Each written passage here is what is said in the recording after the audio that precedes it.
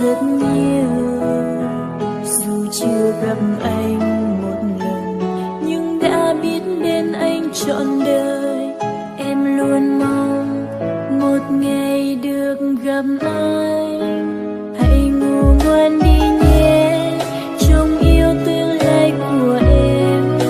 Chìm vào giấc mộng say, quên đi hết những muộn phiền. Chẳng tại vì duyên số cho đôi ta chưa thể gặp nhau.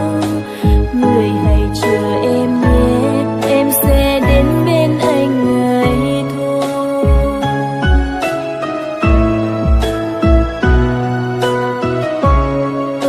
Nhiều ngày dài trông ngóng, em chỉ muốn thấy anh một lần, để vơi nỗi nhớ thương, mong gặp anh trong những giấc mơ. Dù rằng lòng phân biệt chưa đến lúc ta là của nhau, nhưng rất muốn bên anh để cùng anh sớm chia buồn vui. Lòng chẳng hề lo lắng, anh nơi đó đã yêu ai chưa.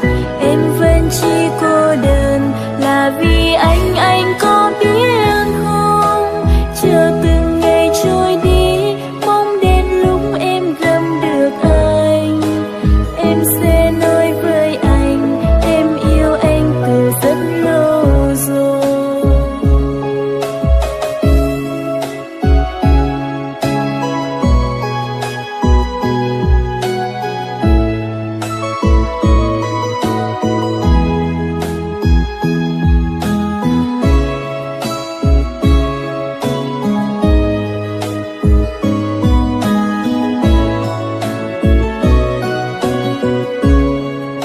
Hãy ngủ ngoan đi nhé, trông yêu tương lai của em.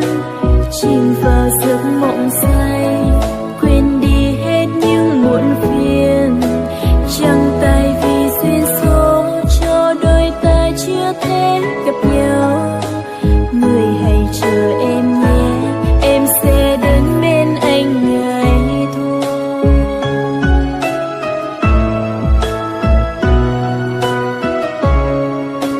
Nhiều ngày dài trông ngóng, em chỉ muốn thấy anh một lần, để vơi nỗi nhớ thương, mong gặp anh trong những giấc mơ.